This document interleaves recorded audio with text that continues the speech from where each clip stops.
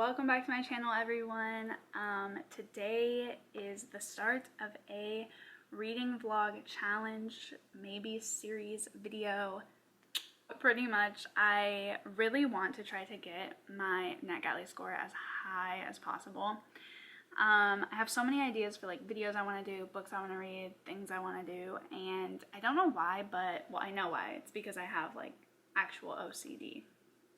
And sometimes the way that presents is being a like really extreme completionist. And so for me, having books on NetGalley that I have to review, obviously, or should, I guess have to is harsh, but should review since I'm the one who requested them, makes me feel just like I can't do anything else almost, I guess.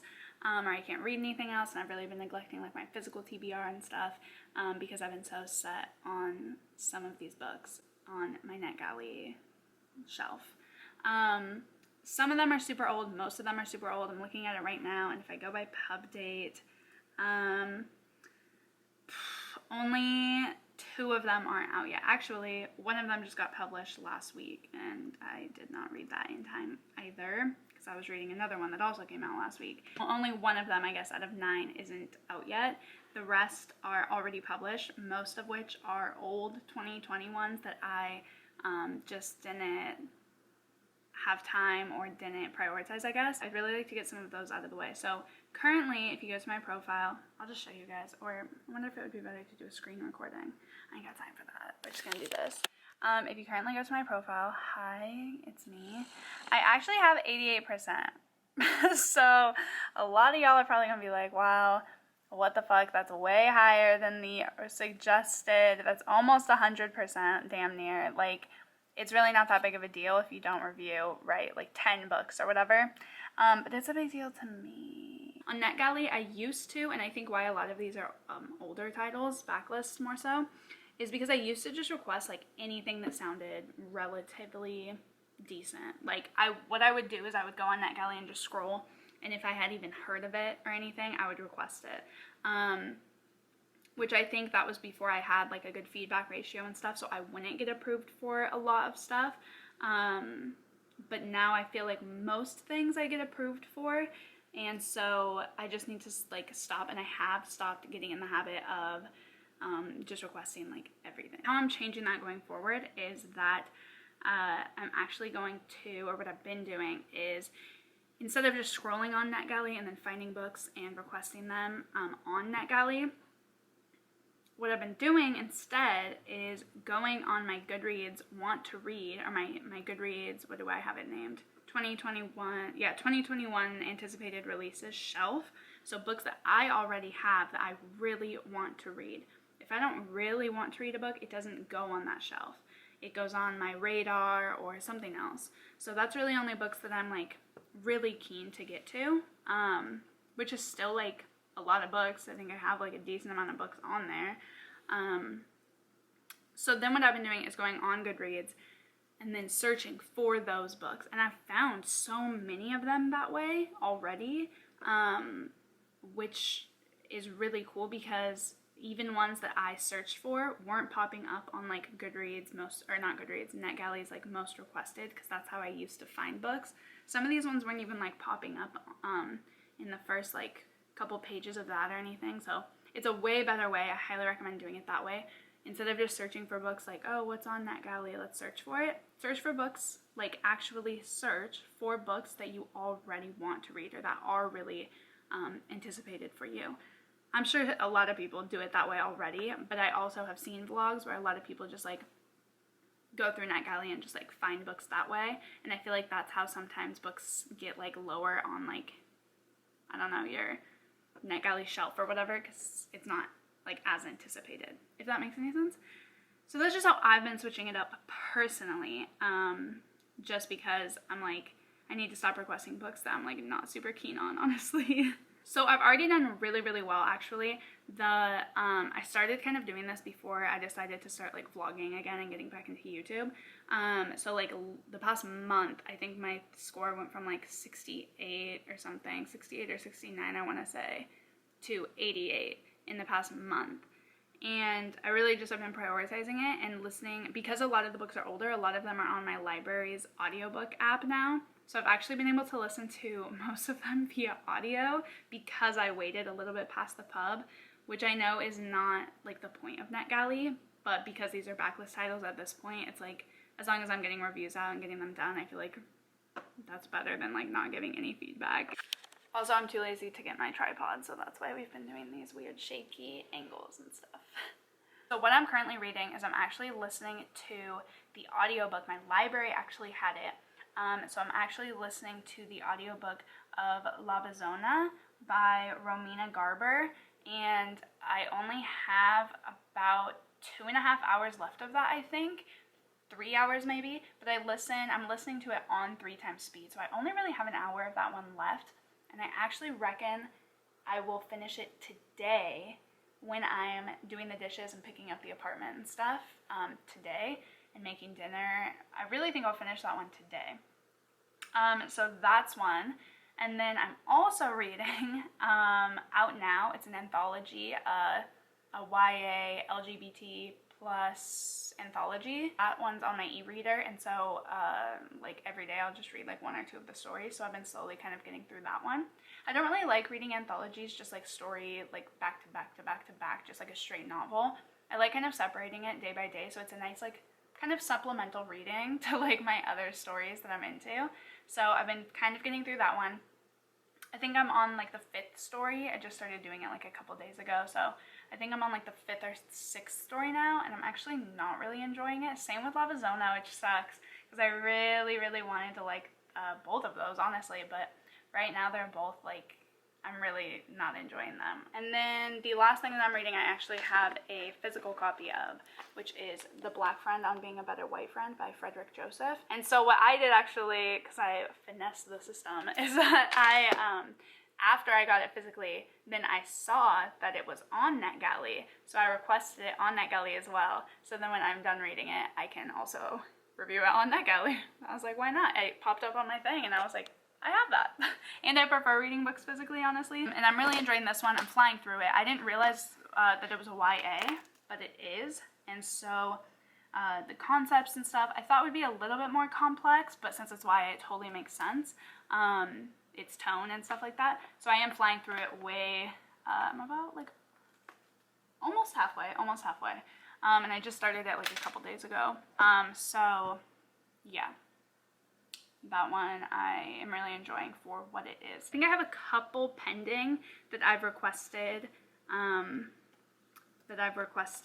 in the past month or two, since the new year. I have a couple that I've requested, so that this might change throughout the vlog. I also have actually, now that we're just here chatting about this for so long, I actually also have a couple books. I have, it looks like 5 books that I said I would not give feedback to. So if there's any specific reason that you don't want to give feedback on a book or anything like that, you can say I'm not going to give feedback. I think it still impacts your percentage, but it must not pop up, like the books that you say you're not going to give feedback to must not pop up in your like approved and feedback sent, because right now mine's 84 and 74, and I have 9 books on my shelf. That doesn't even add up, but I have 5 books in, so they must, or only one of them is counting as, I don't know how that works. It doesn't add up though, right? I have 9 books, but there's a 10 book difference, but I have 5 books and won't give feedback.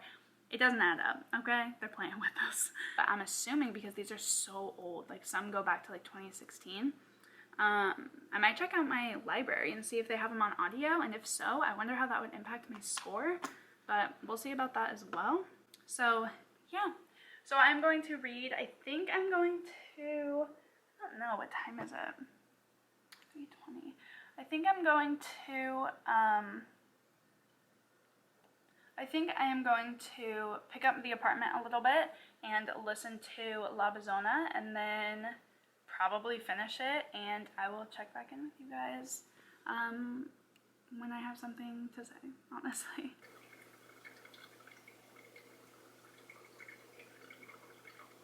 Okay, cheers.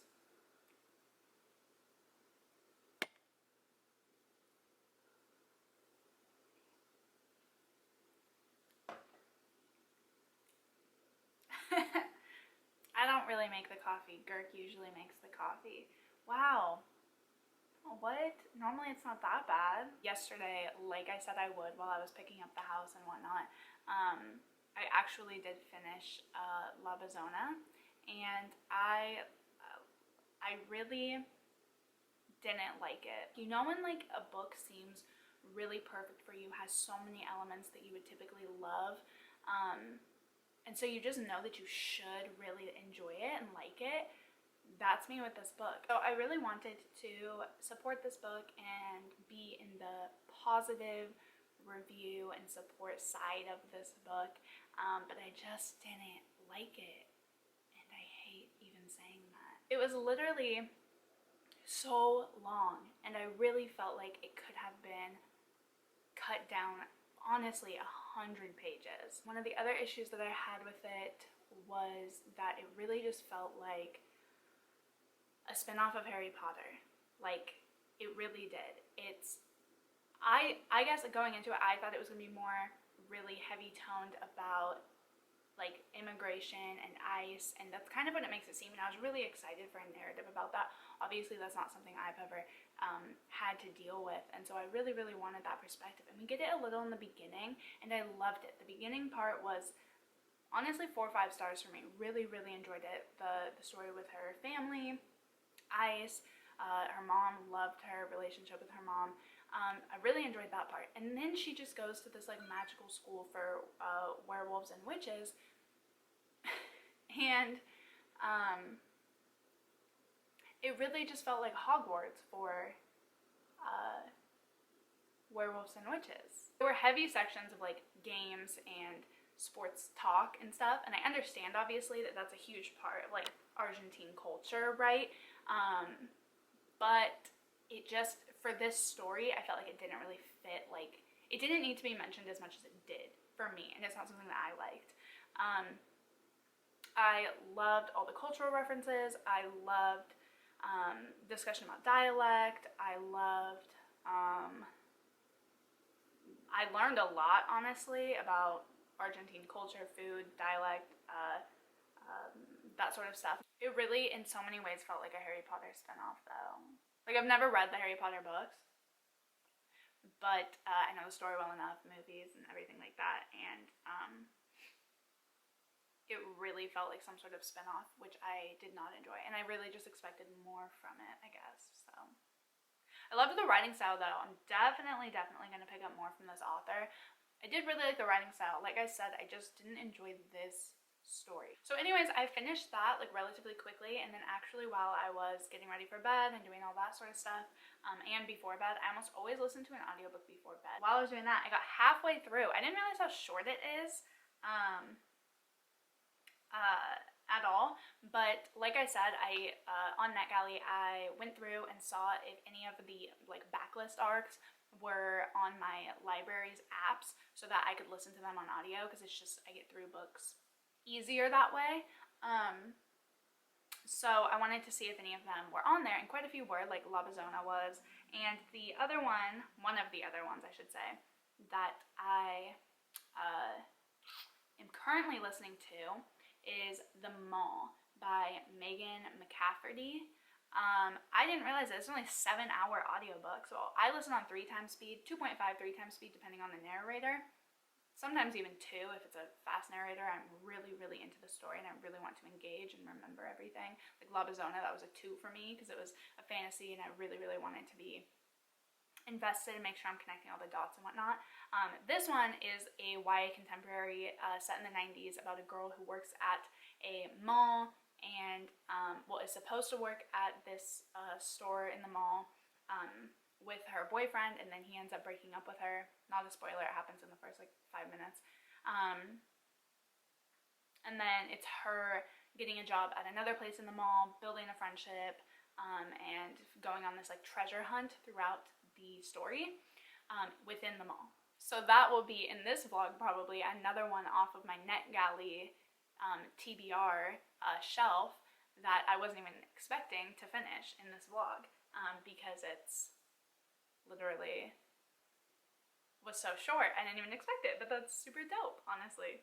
So what I'm going to do right now, I have my coffee. I am going to read The Black Friend on Being a Better White Person. I'm going to try, I think, to get through... What chapter am I on? I'm on chapter 5. It's a pretty quick read, so maybe I'll just see. Maybe I won't go by chapter. Maybe I'll just read until I don't feel like it anymore. I might just do that. I might just read until I don't feel like it anymore. For nonfiction, I really like to take my time and kind of dive into it, but like I said yesterday, this is a YA nonfiction, and so I am getting through it faster than I anticipated going in. I look terrible today. I have a hair mask in right now, so if you're wondering what's up with this, it's actually I have a scalp mask in and then a hair oil in, so that's what's happening with this. But yeah, so I'm gonna read this, see how far I can get through. I need to write my review and stuff for Lobizona, so we'll do that as well after, and then yeah, finish them all probably, and then we'll see. I looked up the books that were on my, let me look at this really quick. I looked up some of the books that were on my, like, will not review or will not give feedback to. Hoopla, I actually found 3 of them on there out of the 5. So I don't know how that works with percentage and stuff, because remember I was like really confused.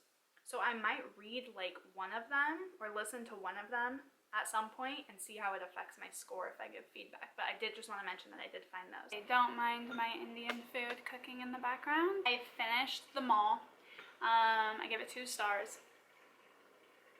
So it's set in the 90s, like I said, and I did really appreciate like the 90s references and fashion and all of that sort of stuff.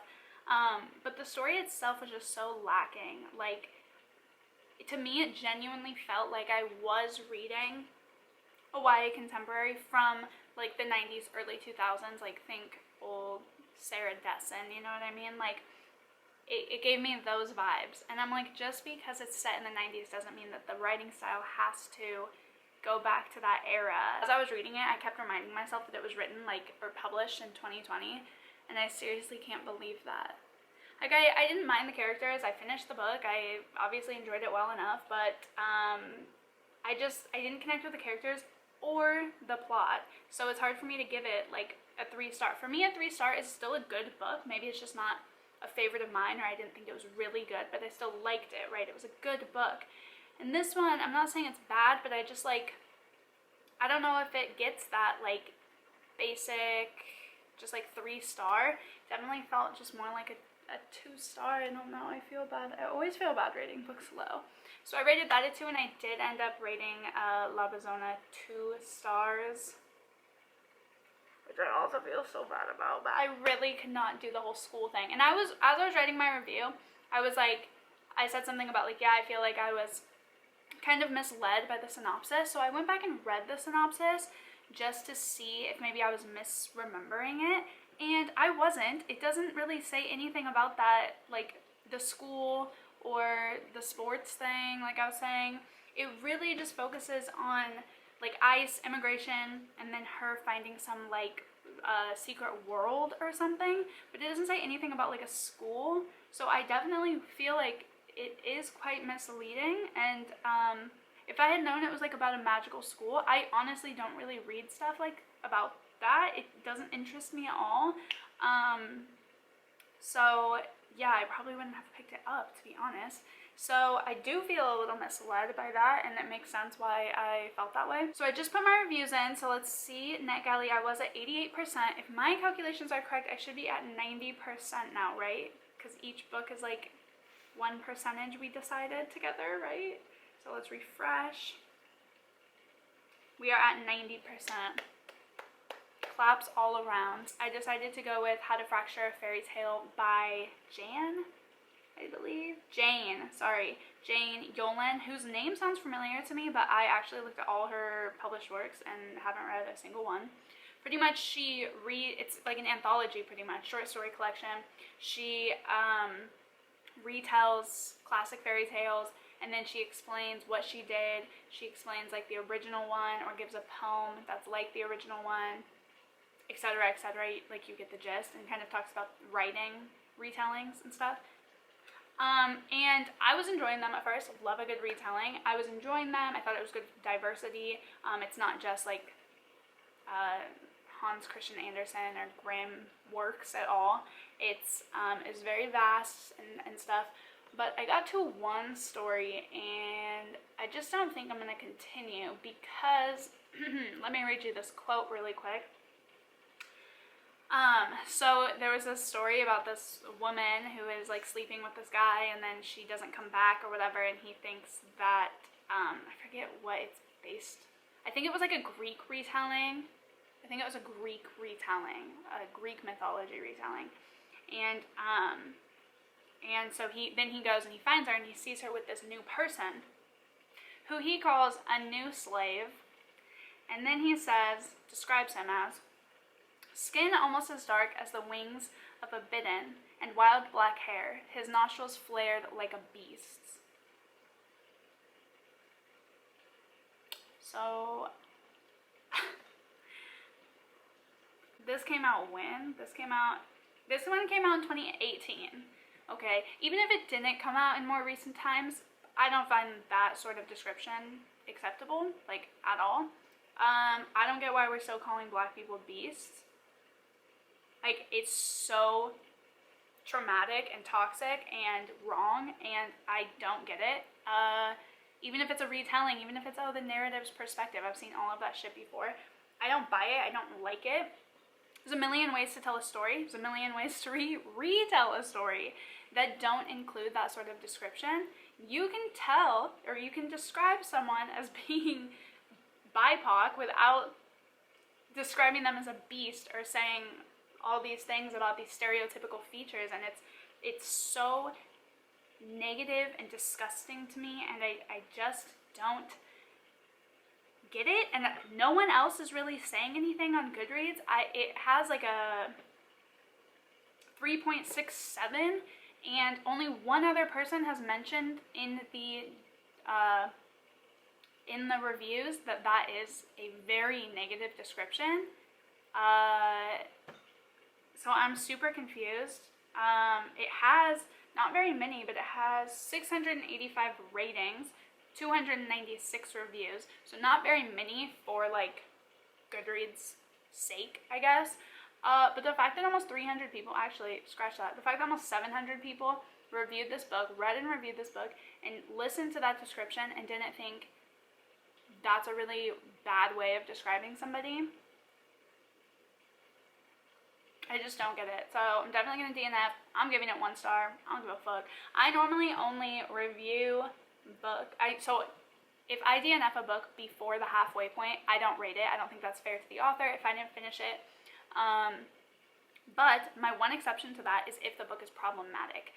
If I didn't get past that halfway point and I'm DNFing it because it's problematic and I think it's harmful to people, I rate it low and I let people know that it's problematic. I don't think we should just be like not rating these problematic stories or issues to let them kind of off the hook. I think addressing it's kind of the way to change it.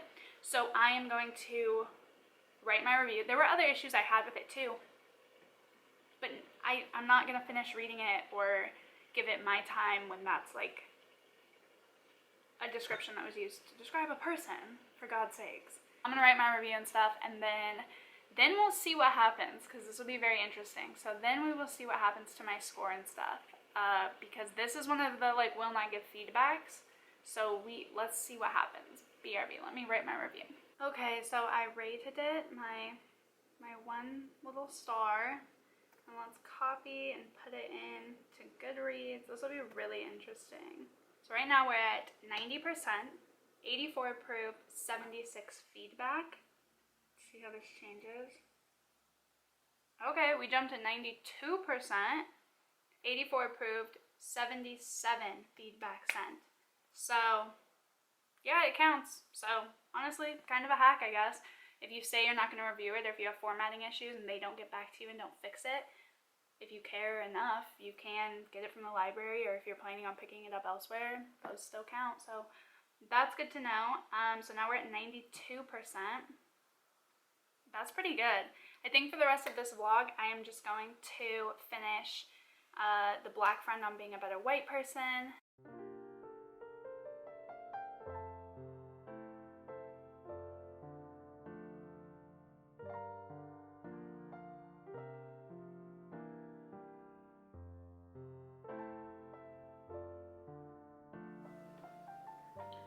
Okay, weird angle, but I'm way too lazy to get my tripod right now. I decided today that I really wanted to finish The Black Friend by Frederick Joseph. I was about halfway when I started, so I just finished it off. I didn't know going into it that this was young adult. I didn't realize personally that it was for a younger audience, and for that, it's 5 stars. From my experience, it's a 4-star, but I'm gonna rate it 5 stars because it's not like, that's not the book's fault, you know what I mean? Like, I went into it thinking that it was going to be a little bit more, I guess, in depth than it was, but that's because I thought that it was an adult novel. For a young adult novel, I think this is amazing. I think that it'll teach young kids a lot of things that they need to know and be aware of going into the world or growing up in the world, and I think that it's a really fantastically told story. You can tell it's really obviously from his own experience, his heart, and he really, really cares about trying to make the world a better place, and I think that you really feel that as a reader. It's also very funny, and I think it's told in a way that a lot of younger audience will really appreciate and be more open to, if that makes any sense. It's really funny. He talks about how old he is because he remembers when like YouTube was made. I remember when YouTube first started, so it was like kind of, for me, it was like kind of funny because I related to like what he was saying, like the jokes. I was like, same, I feel you on that. But I think that like younger kids reading this, young adults reading this, it would be really entertaining and funny to them and really relatable. So I think for what it is, it's amazing. Definitely 5 out of 5 stars. I really couldn't jive with it at first, but I think that's because I thought that it was an adult novel, so I was like, wow, this is really, for me personally, I was like, this is really baseline information. But obviously for kids, that makes sense, right? Like you're trying to teach them these pretty extreme topics, and so you want it to be relatively accessible. So I think it was amazing. I saw a lot of reviews. Obviously there's a ton of like racist reviews on Goodreads of people rating it 1 star without even reading it, which is so funny because in the book he says, I know there's gonna be racists who won't read it and will rate it 1 star, which is so funny because if you go on Goodreads, there literally is. But there's a lot of people on Goodreads saying that they felt this was also very baseline, but it's a young adult novel, so I feel like maybe people aren't realizing that or something. Because I feel like me now, most of this stuff, it's always good to have a reminder and a fresh perspective, and obviously I still learned a lot from this, but most of the terms, events, even like the movies and music and stuff, like I knew most of it. There's always room for growth, but I knew most of it. But what was I even saying? Yo, this COVID vaccine got me fucked up. Like, where am I? But I was gonna say, I think that younger me would definitely have appreciated this story and learned a lot, if not everything, for the first time from this, because as he mentions, it's not like the educational system in America really teaches you these types of things. I also saw a lot of people, and I felt this way at the beginning, talking about how they didn't think that he was acknowledging his own privilege when it comes to him being a straight male. And at first, the first couple chapters, and I think maybe this is why I couldn't really get into it at first, there were a couple parts where he said a couple things, or kind of, like, I think it was his interview with Angie Thomas, where he kind of just, like, repeats what she says again, and I was like, okay, mansplaining. But A, that's not the point of this book, so, like, there's always gonna be something, you know what I mean? Like, but that's just not the point of the book. And 2, there's like a whole last chapter that he talks about his privilege as a male and as a straight man. Like, I don't know how you could not, like, did you skip that chapter? It was, I want to say, chapter 9. Yeah, let's not do oppression Olympics. He talks about, just got so dark in here. He literally talks about it and discusses it, but he also acknowledges how important it is to discuss, like, that he also is a black man and how that impacts his life. Like, you can't always just be like he said, trying to do these oppression Olympics, you know? And So he definitely addresses it. Like, I would have liked a little bit more, particularly on women of color and the way that they are hugely oppressed. And he touches on it a little bit, but then again, it's not his experience, and this book was mainly about his own experience, so that would have been also kind of weird of him to excessively touch on when he has never had that experience. I'd rather get that from the plethora of Black women, women of color who have written stories and shared their experience. So it's like I would have liked more, but at the same time, I guess I wouldn't, because I can just find that from other sources that are actually like own voices, if that makes sense. But he definitely touches on it, so I'm coming for these reviews right now. I'm like, okay, y'all said this, but this is the facts. But I'm going to write my review for this book, get it on Goodreads, or NetGalley, and, well, Goodreads and NetGalley, and then I will come back and we can do a little final hello. I did get an email that I got approved for something on NetGalley, and I'm not quite sure what it was, because like I said, I had a couple things that were pending requests, but I don't actually remember what they were. So we can look at all that and see my numbers and stuff together. Now if we go to my profile, I'm at 88%, and if we refresh, I'm at 89. Wow. Okay, hi. Editing Tia jumping in because we have a major problem here. I don't know what NetGalley is up to, but you'll notice that my scores make no sense in this vlog.